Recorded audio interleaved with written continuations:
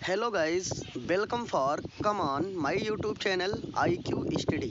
So guys, as you know, I am Anirudh Kumar Shukla and this is 12th standard topic. During this period I am teaching, and 9th 10th also I am teaching. Okay, so in this video guys, we will discuss about cellulose and their structures and some more important topic related to biomolecules. This is very important for 12th standard NCERT and both UP and CSC both classes, and some important exams like as NEET and you can say IIT etc. It is very important for that. Okay guys, मैं अनिरुद्ध कुमार शुक्ला। जैसा कि मैंने बताया कि ये channel मैं आपके ही लिए बनाया हूँ IQ स्टडी, और आप हमारे चैनल को सब्सक्राइब लाइक एंड सब्सक्राइब कर लीजिएगा। यदि आप नहीं किए हैं तो कर लीजिएगा, और आपसे रिक्वेस्ट है कि आपको जो भी दिक्कत है आप हमारे नोटिफिकेशन बॉक्स में जाकर आप कोई भी वीडियो, जो भी दिक्कत है सारी वीडियोज़ आपको उसमें मिल जाएंगी, और कोई भी प्रॉब्लम है तो आप क्वेश्चन को हमसे शेयर कर सकते हो। Okay, so guys, today I will start a topic of cellulose. So do you know about cellulose? हम लोग आज टॉपिक सेल्लोज को डिस्कस करने चल रहे हैं। This is very important. वैसे भी नॉर्मली आप लोगों ने सेल्लोज के बारे में बहुत अच्छे से सुना भी होगा। सेल्लोज है क्या? सो गाइज, हम लोग आज सेल्लोज के बारे में डिस्कस करेंगे बहुत अच्छे से। So what do you mean by cellulose? Cellulose, then you can say cellulose is the part of biomolecules. Okay, it is the part of biomolecule. Its molecular formula is C6H10O5 पूरे के whole पे N. It is a polysaccharides. मैंने जैसे कि आपको कई बार बताया भी है, sacred means unit of sugar. सेल्लोज एक पॉलीसैक्राइड है, यह एक बायोमॉलिक्यूल का पार्ट है, और इसका मॉलिक्यूलर फार्मूला C6H10O5 पूरे के होल पे N है। ओके गाइज, मैंने आपके लिए नोट्स बहुत ही सिंपल लैंग्वेज में नोट किया है, और कई बुक का ये संग्रह नोट्स है हमारी, इसलिए आपको बहुत ही सिंपली तरीके से मैंने नोट्स प्रोवाइड करने का विचार सोचा है, इसलिए कि जिससे आपको किसी प्रकार की कोई क्वेश्चन या बोर्ड एग्जाम में कहीं पर भी आपको कुछ भी बताना हो तो आपको दिक्कत ना हो। ओके गाइज, अब हम देखते हैं कि हाउ कैन यू प्रिपेयर या you can say how can you draw the structure of cellulose. Okay, cellulose का स्ट्रक्चर हम कैसे ड्रा करेंगे, तो इसमें हम देखते हैं दिया है it is prepare from polymer of beta D glucose. अच्छा, एक चीज़ सबसे इंपॉर्टेंट है मेरे dear guys and my dear students and my dear friends, मैं आपको बताना चाहता हूं कि जैसे कि हम लोग पॉलीसैकेराइड में मेन 3 कंपोनेंट को हमें डिस्कस करना है। फर्स्ट कंपोनेंट जो हमें डिस्कस करना था उसका नाम था स्टार्च, जिसको हमने अच्छे से डिस्कस किया। अब हम सेकंड नंबर पे डिस्कस करने हम लोग चल रहे हैं। सेकंड नंबर पे डिस्कस कर रहे हैं हम लोग सेलोज के बारे में, सेलुलोज के बारे में। और सेलोज को डिस्कस करने से पहले मैं आपको बताना चाहता हूं कि पॉलीसैकेराइड में मेन 3 कंपोनेंट हैं, वैसे हैं और भी, लेकिन मेन हमें डिस्कस करना है 3 कंपोनेंट को। कौन कौन? पहला स्टार्च है, दूसरा सेलुलोज है, तीसरा ग्लाइकोजन है, और तीनों बायोमॉलिक्यूल के पार्ट हैं। तीनों का केमिकल फार्मूला एग्जैक्टली सेम है, लेकिन तीनों का स्ट्रक्चर डिफरेंट है। सो गाइज, मैं आपको बताना चाहता हूं कि जैसे कि मैंने स्टार्च के बारे में पढ़ा, स्टार्च के 2 कंपोनेंट थे, एमाइलोज एंड एमाइलोपेक्टिन, और स्टार्च बना होता है only alpha D glucose unit से। वैसे ही हम सेल्लोज डिस्कस करेंगे, लेकिन सेल्लोज को डिस्कस करने से पहले हमें ये कंफर्म करना होगा कि सेल्लोज बना किससे है, कौन सी शुगर यूनिट है जो सेल्लोज कंटेन करती है। जैसे कि स्टार्च कंटेन करता है अल्फा डी ग्लूकोज यूनिट, वैसे सेल्लोज कौन सी शुगर यूनिट कंटेन करेगी। सो आपको जानकारी के लिए मैं बताना चाहता हूं कि cellulose contain only beta D glucose unit. You can say about starch. Starch contain always alpha D glucose unit, and cellulose contain always beta D glucose unit. You have learned, and just आपको ये तुरंत याद हो जाना चाहिए। और इनका structure है, बीटा डी ग्लूकोज हम कैसे बनाते हैं, ये बीटा डी है, ये बीटा डी ग्लूकोज है, ये बीटा डी ग्लूकोज है, और दोनों बीटा डी ग्लूकोज, बीटा में अल्फा में मैंने आपको डिफरेंस बताया था कि कार्बन नंबर फर्स्ट, मैं आपको फिर से बता दे रहा हूँ, देखिए जैसे मैं एक के बारे में पहले बता रहा हूँ, एक छोटा स्ट्रक्चर देखिए बीटा डी ग्लूकोज का, हम लोग नंबरिंग करते हैं आफ्टर ऑक्सीजन। जो हेक्सागोनल स्ट्रक्चर बना है 1 2 3 4 5 6 साइड आपको दिख रहा है, इसमें हम लोग नंबरिंग करते हैं 1 2 3 4 ये 5 और ऊपर 6 कार्बन आपको दिख रहे हैं अच्छे से। तो नंबरिंग में जैसे कि ये हेक्सागोनल है 1 2 3 4 5 6 हेक्सागोनल स्ट्रक्चर आपको दिख रहा है। और इस स्ट्रक्चर में बीटा के केस में केवल थोड़ी चेंजिंग होती है। जैसे कि आप देखिए स्पीड में मैं आपको यहीं दिखा दे रहा हूँ। ये पहले नॉर्मल हम लोग ऐसे स्ट्रक्चर बनाते हैं और अंदर में तो दोनों में OH, यहाँ पे H, यहाँ पे H, यहाँ पे OH। अच्छा अब यहाँ मेन टर्म है कि यहाँ पर भी कुछ चेंज नहीं करना है H, और सबसे ऊपर रहेगा CH2OH। इसको नहीं भूलना है आपको, हमें ये है हमारा CH2OH। ओके, ये हो गया। अब इसमें हमको आपको ये केयर करना है कि दो पोजीशन मेन है, एक कार्बन नंबर फर्स्ट, एक कार्बन नंबर 4। जो भी चेंजिंग होती है यही दोनों पोजीशन पे चेंजिंग होती है, इसलिए आप कंफर्म करिए कि दोनों पे कौन कौन सा ग्रुप लगेगा। यदि ऊपर दोनों साइड में H हो, इधर भी H इधर भी, ऊपर दोनों साइड में H हो और नीचे दोनों साइड में OH हो, तो ये अल्फा डी ग्लूकोज होगा। ये पोजीशन दोनों का सेम हो, ऊपर H इधर H, इसके फ्रंट पे भी H, नीचे OH, इसके सेकंड राइट साइड में भी OH। ये पोजीशन यदि एग्जैक्ट सेम हो और अंदर का पोजीशन सब में सेम रहेगा, केवल यहीं 1 पोजीशन और 2 पोजीशन में ही चेंजिंग होगी। तो इस प्रकार से फिर से मैं स्ट्रक्चर एक बार और बना दे रहा हूँ, आप अच्छे से देख लीजिए गाइज। अंदर में है इनर साइड में OH H और यहाँ पर H, यहाँ पर OH। और वो तो मैंने इसके पहले जो वीडियो अभी मैं स्ट्रक्चर बनाया था वो अल्फा डी का था। बीटा में चेंजिंग देखो, पहले अंदर में देखो कहाँ, चाहे अल्फा का स्ट्रक्चर हो चाहे बीटा डी ग्लूकोज का स्ट्रक्चर हो, दोनों स्ट्रक्चर में कुछ प्लेस ऐसे हैं जिसमें कोई चेंजिंग नहीं होती है। जैसे कि जितना मैंने अभी स्ट्रक्चर बनाया इसमें कोई चेंजिंग नहीं है, और सबसे ऊपर और नीचे कोई चेंजिंग नहीं होगी। सबसे ऊपर जैसे कि रहता है, सबसे ऊपर रहता है CH2OH, सबसे ऊपर रहेगा, वहाँ पर कोई चेंजिंग नहीं होगी। और सबसे ऊपर वहाँ पे कोई चेंजिंग नहीं होगी गाइस।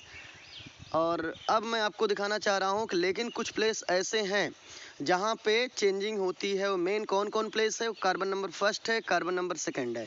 यहाँ पे हर वीडियो में यही हेक्सागोनल के स्ट्रक्चर में दो ही प्लेस पे चेंजिंग होगी, फर्स्ट एंड फोर्थ। ये फर्स्ट है और ये हमारा फोर्थ पोजीशन है। ओके, तो होता क्या है कि यदि यहाँ और यहाँ सेम सेम साइड रहे, सेम सेम ग्रुप रहेगा तो अल्फा की पोजीशन होगी, और यहाँ डिफरेंस हो जाएंगे तो बीटा हो जाएगा। अब जैसे कि यहाँ पर H है, यहाँ पर OH है, तो ऐसा है, और यहाँ पे चेंज हो जाएगा, OH ऊपर और H नीचे, तो ये बीटा की पोजीशन हो जाएगी। तो ये स्ट्रक्चर हमारा है गाइस बीटा डी ग्लूकोज का। और इसमें आप वीडियो में देख रहे हैं सारे स्ट्रक्चर बीटा डी ग्लूकोज के ही सारे स्ट्रक्चर हैं। और बीटा में जैसे कि मैं बता रहा हूँ कि हमेशा रिप्लेसमेंट वाटर मालिक्यूल का, वाटर मालिक्यूल जो रिप्लेस नहीं, वाटर मालिक्यूल जो रिमूव होता है, सॉरी नॉट रिप्लेसमेंट, यहाँ पे केवल वाटर मालिक्यूल रिमूव होगा। कब रिमूव होगा, जैसे कि ऊपर साइड में यहाँ पे OH है, नीचे H है, और इस वीडियो में इधर OH है और ऊपर H है, तो यहाँ से OH और यहाँ से OH, ये ऐसे निकल जाएगा वाटर मालिक्यूल, और यहाँ बचेगा ऊपर केवल O और नीचे से OH निकलने से बैलेंस इनकम्प्लीट होगी, आखिर ऑक्सीजन से ऐसे अटैच हो जाएगी। और इस प्रकार से अटैच हुआ भी है, आप देख भी रहे हैं। ये चाहे आप ऐसे लाके ऐसे अटैच करिए और नीचे से लाके ऐसे दिखा दीजिए, ये भी सही है। चाहे आप डायरेक्ट जैसे मैंने दिखाया है ऐसे दिखा दीजिए, ऊपर डायरेक्ट ऐसे जाएगा और नीचे से OH ये डायरेक्ट इधर आके अटैच हो गया ऑक्सीजन लिंक से। और आपको मालूम है कि इस प्रकार के लिंकेज को हम कहते हैं ग्लाइकोसिडिक लिंकेज। क्या बोलते हैं, glycosidic linkage. when two or more sugar unit are react by when two or I repeat again, when two or more sugar unit which are attached by oxygen molecule, then this type of linkage is called glycosidic linkage. Glycosidic linkage. Okay this type of linkage is called glycosidic linkage. तो इस प्रकार से glycosidic linkage यहाँ पर जितने भी देखिए दो शुगर यूनिट आपस में अटैच हुए बाई ऑक्सीजन के द्वारा, this is called glycosidic linkage. यहाँ पर भी two sugar unit attach by oxygen molecule, this is called glycosidic linkage. लेकिन हमने एक टर्म और भी बताया था कि यदि दोनों शुगर यूनिट आपके अल्फा अल्फा हों तो ये लिंक अल्फा लिंक भी कहलाएगा, ये भी अल्फा होगा तो इनके बीच का लिंक अल्फा लिंक कहलाएगा। लेकिन अगर सेकंड कंडीशन और भी आती है कि यदि दोनों हमारे बीटा शुगर यूनिट हैं तो लिंक हमारा बीटा लिंक कहलाएगा, यदि ये भी दोनों बीटा के हैं तो इसका भी लिंक बीटा लिंक कहलाएगा। इनको ग्लाइकोसिडिक लिंकेज भी कह सकते हो, इनको अल्फा लिंक भी बोलोगे, लेकिन अल्फा की कंडीशन होगी यदि दोनों शुगर यूनिट अल्फा अल्फा होंगे तो लिंक अल्फा होगा, यदि दोनों शुगर यूनिट बीटा बीटा होंगे तो इनके लिंक बीटा लिंक होगा। तो गाइज हमको लग रहा है वीडियो आपको अच्छे से समझ में आया होगा। अब हम एक काम और करेंगे, इसमें थोड़ा सा आपको मैं इसी स्ट्रक्चर को मैं दिखाना चाह रहा हूँ। देखिएगा, देखिए ये beta D glucose beta D glucose beta D glucose, इसी स्ट्रक्चर को मैंने एक तरीके से जैसे अभी बता रहा था वैसे और बना के दिखाया है। देखिए ये है स्ट्रक्चर इसका, इसको मैं आप देख लीजिए जैसे कि अभी मैं बता रहा था। यहाँ से ओ से किसी से फिर जुड़ेगा तो आगे ओ है, आगे डट डट है, ठीक है। जैसे कि अब इधर देखिए उधर ओ था, ओ ऊपर से यहाँ से OH निकल गया था तो ये नीचे से आके O से अटैच हो गया, ये भी बीटा लिंक हुआ, ये भी बीटा लिंक हुआ, और लास्ट में ये फिर किसी न किसी जुड़ेगा इसलिए डट डट यहाँ पे हो गया। इस प्रकार से ये और भी यूनिट से अटैच होगा। यहाँ पे बहुत ज़्यादा स्ट्रक्चर हम शो नहीं कर पा रहे थे इसलिए हमने 3 को शो करके डट डट कर दिया। इस प्रकार से ये लिंक और आगे बढ़ता जाएगा और सारे लिंक बीटा डी ग्लूकोज के ही हैं। और ये स्ट्रक्चर आपका है सेल्यूलोज का। किसका स्ट्रक्चर है? सेल्यूलोज का। It is a Haworth structure of cellulose. So guys now we will discuss about of third point. Before discussion, two important term that means you can say it is very important. You can say there are two important star related to cellulose. First star telling us 80% cellulose found in cotton tree. सबसे ज़्यादा cellulose कहाँ पाया जाता है? Cotton tree से हम पाते हैं, ऑब्टेन करते हैं। That means you can say 80% cellulose which we obtain from cotton tree. And second star tell us cellulose have straight chain. It is very important for you. Cellulose का जो structure है वो स्ट्रेट चेन रखता है। Okay guys, अब हम discuss करेंगे next topic को। Okay guys, now we will discuss of third topic you can say. Okay, so third topic name is glycogen. Do you know about glycogen? Then you can say it is a part of biomolecule. Its molecular formula is C6H10O5 in whole N. It is a polysaccharide. जैसे कि मैंने आपको बताया कि my dear students and my dear friends कि glycogen, what is glycogen? Glycogen is the part of biomolecule. Its molecular formula is C6H10O5 पूरे के whole पे N. It is a polysaccharide. यह एक पॉलीसैकेराइड है। ओके, तो इस प्रकार से आपको बहुत अच्छे से समझ में आ रहा होगा कि ग्लाइकोजन एक बायोमॉलिक्यूल का पार्ट है। इसका molecular formula means chemical formula C6H10O5 है और पूरे के पूरे ना इन होल N है। यह एक पॉलीसैकेराइड है। पॉलीसैकेराइड का मतलब इसमें यूनिट मोर देन 2 है। इट मीन्स यू कैन से अबव 10, 10 से भी ज़्यादा हो सकती है, 2 से भी ज़्यादा हो सकती है। ओके, अब हम एक काम करते हैं, डिस्कस करते हैं थोड़ा और भी टॉपिक जो और भी ग्लाइकोजन से रिलेटेड बड़े इंपॉर्टेंट टर्म दिए गए हैं स्टार के, और इन सभी टर्म को मैंने गाइज स्टार के रूप में नोट कर लिया है। सो आपको वीडियो बहुत क्लियर दिख रहा होगा, बहुत अच्छे से, और समझ में भी अच्छे से आ रहा होगा। दिया है ग्लाइकोजन हैव, क्या दिया है आप देखिए अच्छे से वाच करिए। Glycogen behave like as carbohydrates store in animal body. It is very important line. Glycogen behave like as carbohydrates stored in animal body. Glycogen behave करता है लाइक एज कार्बोहाइड्रेट की तरह और यह एनिमल बॉडी में store रहता है.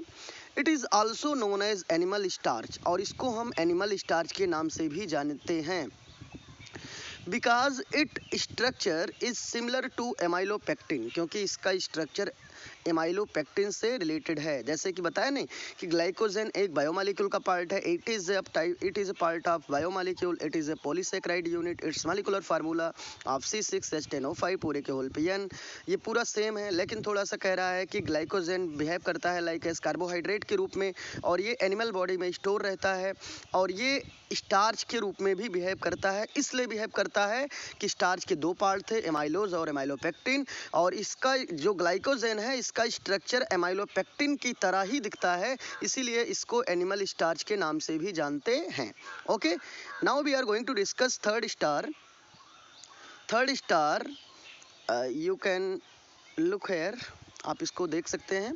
It is present in liver, muscles and brain.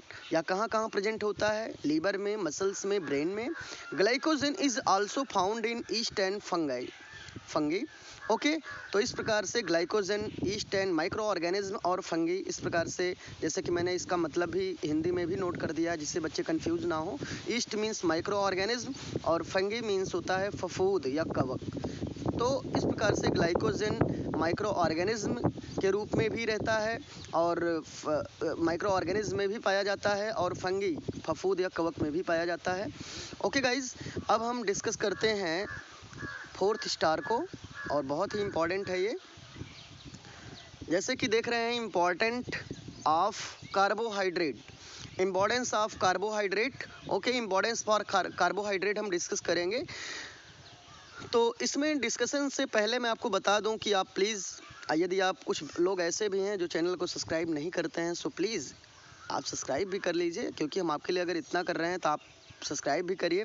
और जो भी आपके मित्र हों, यार हों, स्टूडेंट्स, आप उनको भी वीडियो शेयर करिए, जिससे वो भी बच्चे वीडियो को देखें आराम से, और घर बैठे अच्छी नोट्स पा जाएं, अच्छे से वीडियो देख लें, उनका भी लेसन तैयार हो जाए, आपका भी तैयार हो जाए। और कुछ बच्चे ऐसे हैं जो मैं देख रहा हूँ अभी नोट्स बना रहे हैं अभी, लेकिन बना रहे हैं कि नहीं बना रहे हैं, लेकिन स्कूल खुलेगा तो उनसे, चाहे आप रफ में ही बनाइए, क्योंकि लॉकडाउन है इसलिए हम आपको ज़्यादा प्रेशर नहीं डाल सकते हैं, इसलिए आपसे रिक्वेस्ट कर सकते हैं कि आप रफ में ही लिखिए। जो 11th की रफ हो, बची हो, या जो भी केमिस्ट्री की 11-12 की कापियाँ भी आधी ज़्यादा बची होंगी, पूरा कंप्लीट, उसमें पूरा भी कुछ बहुत सारी कापियाँ ऐसी होंगी जो भी मतलब वो खाली होंगी, वैकेंट होंगी, उसमें कुछ रफ नहीं हुआ होगा, तो आप उसमें नोट कर लीजिए आसानी से। आप नोट्स चैप्टर नंबर डाल दीजिए और वहाँ से नोट्स लिखना शुरू कर दीजिए। और कुछ बच्चे ऐसे भी हैं जो अभी व्हाट्सएप पे शो नहीं कर रहे हैं, सो प्लीज़ आप उस पर भी, आप जो नोट करते हो उसको भेजिए। और प्रेजेंटेशन, और एक बात और भी है स्टूडेंट्स, कुछ बच्चे ऐसे हैं जिनका नंबर नहीं हमारे पास, so please tell me number of some students whose do not attach in the of the WhatsApp group, जो व्हाट्सएप ग्रुप को ज्वाइन नहीं किए हैं, so please cooperate me. So guys, now we are going to discuss next star. In this star, we are going to discuss about importance of carbohydrates. Okay, carbohydrates are essential for life in both plant and animals. They form a major portion of our food. Okay, कह रहा है कि carbohydrate are essential for life. Carbohydrate plant and animals दोनों के लिए बहुत ही, कहने का सेंस ये हुआ गाइज, प्लांट एंड एनिमल्स दोनों के जीवन में कार्बोहाइड्रेट का बहुत ही इम्पोर्टेंस है। Okay, they form a major portion of our food, ये हमारे फूड का बहुत ही मेजर पोर्शन है। The carbohydrates act as food reserve in plants and animals. Okay, they are structural material for the cell wall, ये cell wall के लिए structure material का काम करते हैं। Okay, now we are going to discuss next topic name is protein. It is very important for you, and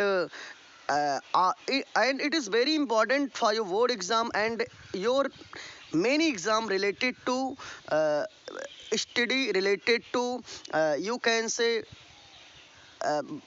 that means you can say NEET, IIT and PGT and UPTET and etc.